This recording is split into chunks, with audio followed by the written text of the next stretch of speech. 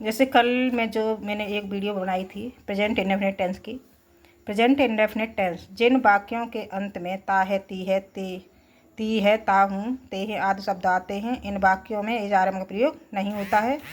इसका जो नियम है एक वचन, जैसे कर्ता यानी सब्जेक्ट को हिंदी में कर्ता बोलते हैं। सब्जेक्ट कर्ता प्लस मुख्य क्रिया की फर्स्ट फॉर्म यानी main verb plus S plus कर्म यानी ऑब्जेक्ट प्लस ईटीसी।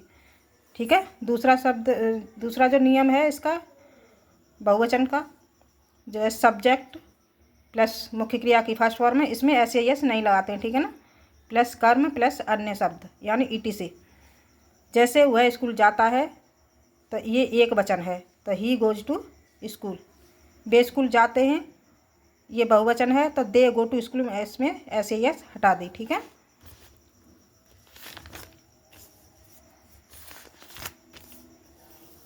अब इसमें जो मैं बता रही हूँ प्रेजेंट इंडेफिनिट का जो नेगेटिव सेंटेंस है, इसका जो नियम है, जैसे सब्जेक्ट यानी कर्ता प्लस डू तथा डज ये सहायक क्रिया है इस नियम की, और प्लस नॉट प्लस मुख्य क्रिया की फर्स्ट फॉर्म प्लस कर्म प्लस अन्य शब्द यानी ईटीसी। जैसे वह स्कूल नहीं जाता है तो he does not go to school. वे स्कूल नहीं जाते हैं ये बहुवचन है, इसमें एक वचन में डज लगती है और बहुवचन में डू।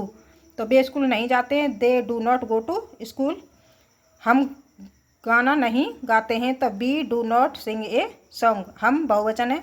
सीता अपनी माँ के साथ मंदिर नहीं जाती है, सीता एक वचन है, Sita does not go to temple with her mother. तुम रोज नहीं नहाते हो तो you do not bath daily.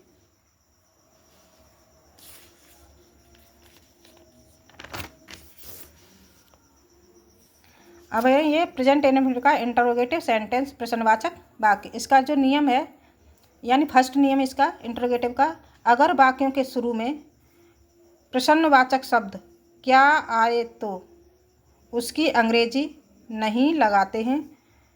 कर्ता के अनुसार सहायक क्रिया यानी हेल्पिंग वर्ब सहायक क्रिया डू तथा डज यानी डू बहुवचन और डज एक वचन में लगती है, वाक्य के शुरू में लगा देते हैं।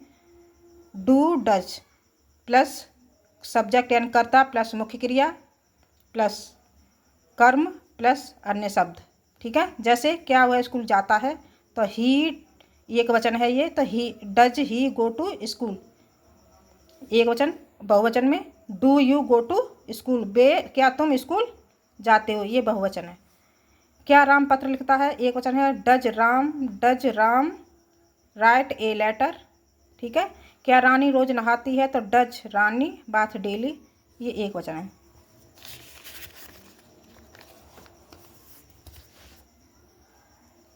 ये इसमें जैसे नेगेटिव वाक्य भी होते हैं इंटरोगेटिव में, जैसे नहीं भी आती है वाक्य में। जैसे अगर वाक्य के बीच में नहीं शब्द आए तो उसकी अंग्रेजी कर्ता के बाद नॉट लगा देते हैं। ठीक है।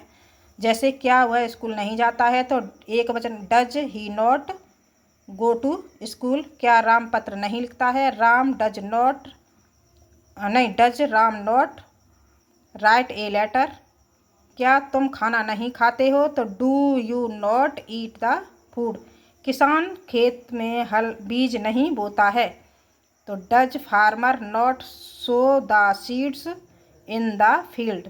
क्या तुम मैच नहीं खेलते हो तो तुम बहुवचन है, तो do you not play the match.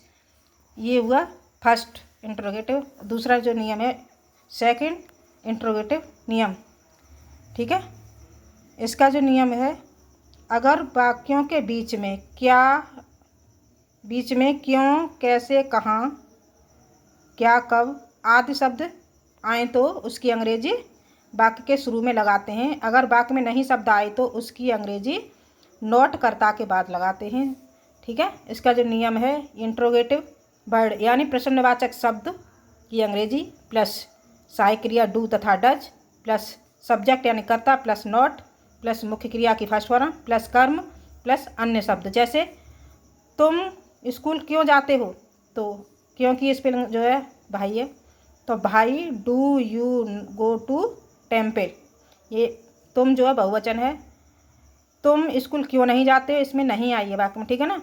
तो भाई do you not go to school, तुम खाना क्यों नहीं खाते हो, तो do you not go eat the food.